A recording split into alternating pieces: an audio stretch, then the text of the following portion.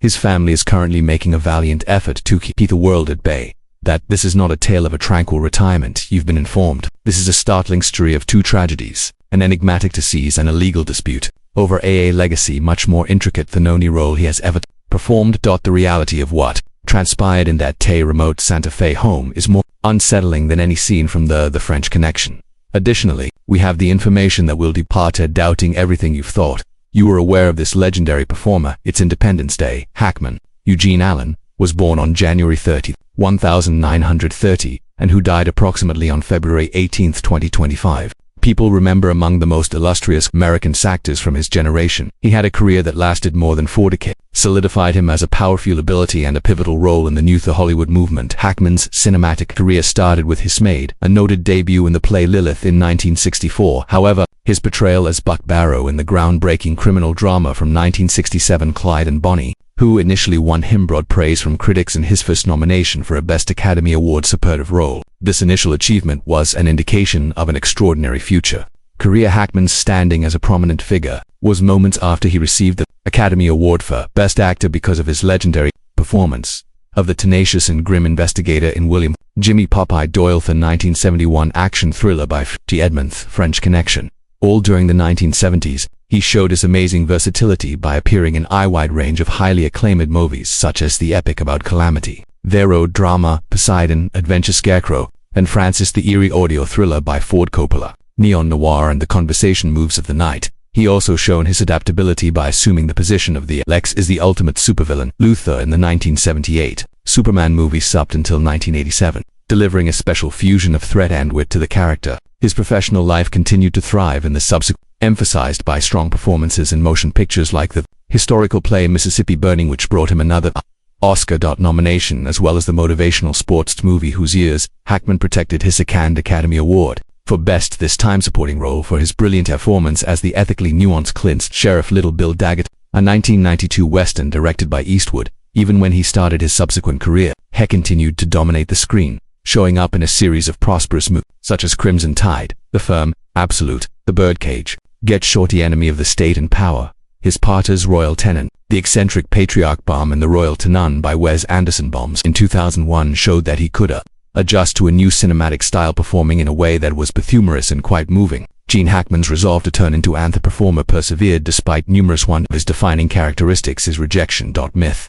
He started his hunt at the California's Pasadena Playhouse, where he established a strong and lasting friendship with Dustin, a fellow outsider Hoffman. In a tale destined for Hollywood, legend has it that the two were deemed least likely to achieve success through their peers, with Hackman's score was the lowest. Playhouse had ever donated. This dismissal just strengthened his determination. After relocating to NYC, he became a member of a group of buddies that are struggling. Hoffman and Robert Duvall were among them. Sharing housing and providing assistance with low-paying occupations while employed at Howard as a doorman. Hackman's and Johnson's faced additional discouragement from an ex-Cherwo viewed the position as evidence that he wouldn't sum up to anything. These encounters gave him an almost ferocious aggressive drive, as he subsequently explained it as a battle of the mind in which he was resolute to take all necessary action to be successful, a mentality he acknowledged never left him completely. His breakthrough started as consistent work in shows off Broadway and a lot of television realities. Hackman's last motion picture appearance was in the Welcome to Movie comedy. In a conversation, he affirmed his retirement from performing, stating that physicians cautioned regarding his heart situation after a stress test waste main cause. According to him, the physical strain of making movies was no longer advised following his retirement. He has concentrated on a prosperous second job as a novelist. When questioned about a possible comeback to he joked that he might only think about it if he could record in his own home without any disturbance, essentially shutting off one of the most renowned and resilient professions in the history of film. Observing Gene's departure from the screen, Hackman started a prosperous and successful second career as a writer, directing his artistic energies toward penning novels and historical fiction. His literary career started in working along with his friend, underwater Daniel Lenihan, an archaeologist, who 3 novels were written by him. Their very first joint Wake of the Purdo Star was an attempt, Adventure on the High Seas, set in the 19th century. Justice came next. For None, a tale from the Great Depression of martyr motivated by an actual crime method had taken place when Hackman was a boy. Illinois town of Danville. Utilizing his personal recollections of the location. Escape was their last joint venture from Andersonville, a story about a jailbreak during Civil War in America. Then Hackman decided to write for himself, creating Payback, His debut solo book, A Tale of Love and Romance at Morning Peak, called West Set Retaliation. His last, the 2013 police report, was the published work, Thriller Pursuit, signaling the end of his writing pursuits. Apart from writing, Hackman also he offered his unique and authoritative voice in the documentary, keeping a silent relationship to the journalistic landscape he had abandoned for movies about the NFL. He told a number of the sports documentaries episodes America's Game, the Super Bowl television series Champions. Afterward, he went back to the topic of the providing narrators for 2 documentary pertaining to the U.S. Marine, the division he had been assigned to when he was younger, the unidentified flag raiser of the Marines and EWIMA. In addition to his narration projects, novels are a reflection of a thoughtful and toward his retirement goals, proving that his narrative long later abilities continued to blossom. His last movie role, the work of Gene Hackman's personal life, was characterized by 2 long-term unions. His initial marriage was to the woman he married, Faye Maltese. Though together, the couple had 3 kids, Christopher Allen, a son, and 2 daughters, Leslie and Elizabeth Jeanette. While they were married, which covering multiple decades, Hackman's busy film career frequently demanded must remain off-site while his children were maturing. 30 years later, off-union Maltese and Hackman spared it. After a few years, Hackman got married. Betsy Arakawa is a classical pianist. The pair had dated for 7 years before they were married. They produced their Santa Fe, New Mexico home together, Mexico, in an unusual house that Architectural Digest published an article about it. The house, renowned for combining architectural styles from the Southwest, was nestled on a 12-acre hilltop estate providing sweeping 360-degree vistas of the Sangre de Cristo, the area around Heems and mountain ranges. And this house in Santa Fe became as Hackman's main home when he retired from performing. The father of Gene Hackman, is his first marriage, produced 3 children: Christopher, the son of F.A. Maltese, daughters Elizabeth Jean and Elena, as well as Leslie Ann. During their Hackman's difficult picture about childhood, he was frequently away from home for work because of long stretches of time, a sacrifice he later regretfully acknowledged, pointing out the challenge of delivering reliable direction while working on site 4 months in a row. In spite of these early difficulties, their relationship changed, becoming a kind and affectionate one in his latter years. His kids have continuously chose to live extremely quiet lives away from the general public, and consequently, information about their particular professions and existing initiatives are not well known. The family's strategy for a legacy of Gene Hackman has been among serene dignity and deep regard for his need for seclusion, something he strongly safeguarded after ceasing acting.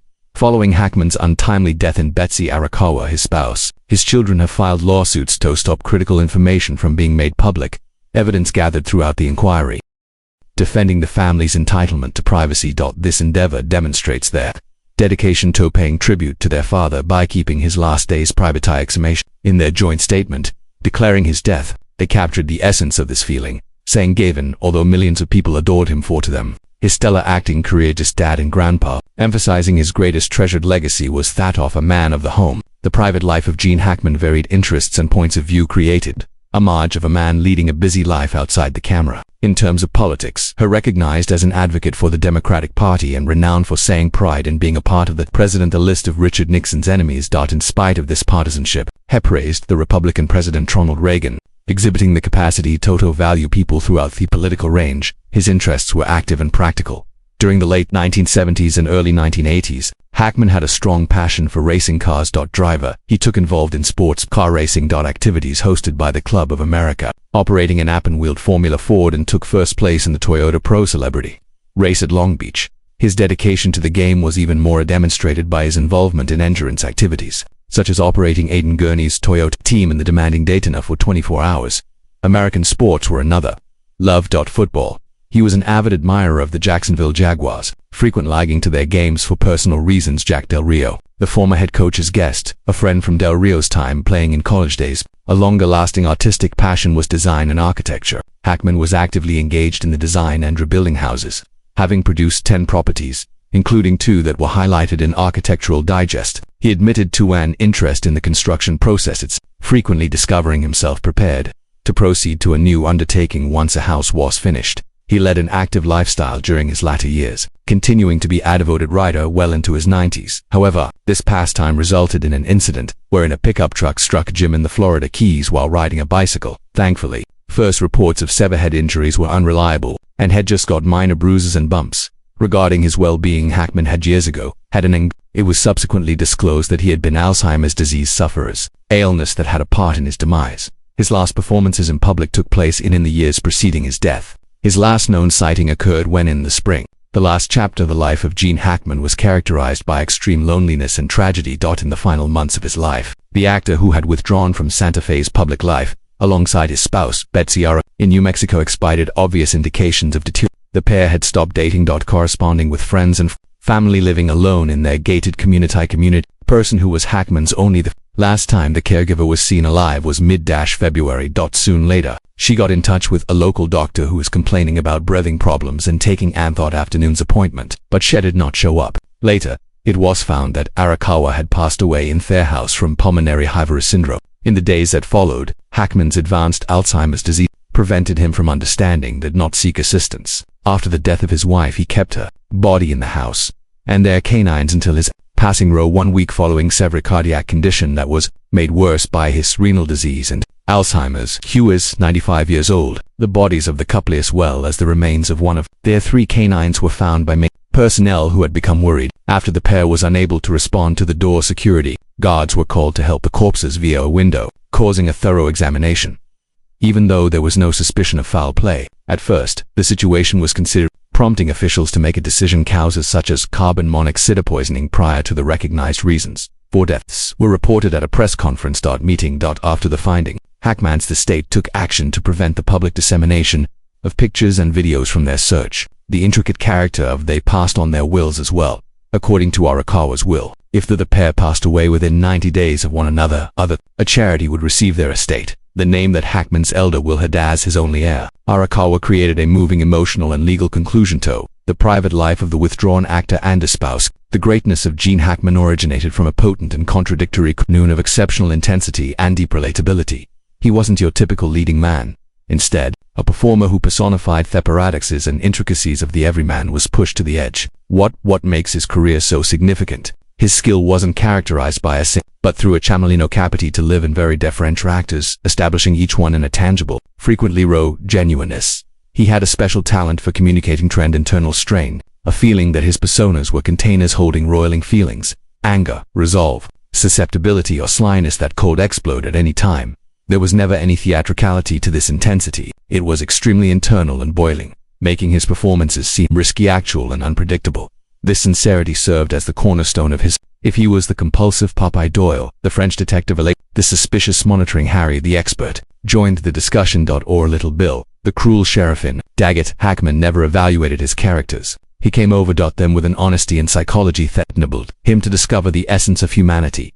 Even in the most faulty or hideous, he might be frightful in a single scene and unexpectedly sensitive in the afterward, as seen by his tragic performance as a son finds it difficult to relate to his dad in I Never Sing. For my dad, this range was stuck. He was just as credible as a merciless attorney in the firm, an inspiring basketball instructor in, as well as a humorous scene stealer, the Bird's conservative Senator Tarkage, or the lovably blind recluse in Young Frankenstein.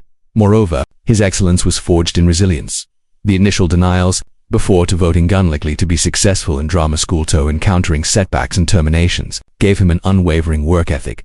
And a decision that reflected the protagonist's perseverance. He would subsequently depict he brought grit from the blue-collar world to his, a comprehension of hardship that struck a chord with viewers. He appeared to have lived as an actor and that life experience influenced each function. The legacy of Hackman is more than just assortment of honors, but his 2 numerous nominations and Oscars attest to his industry's high regard. His history bears witness to true legacy of movies via gallery of notable figures who are less like performances and more like actual individuals that were filmed. That was the ideal personification of a character, an actor who rose to fame without ever sacrificing his fundamentally leaving behind a collection of work that continues to be a masterpiece in strength, nuance, and unyielding.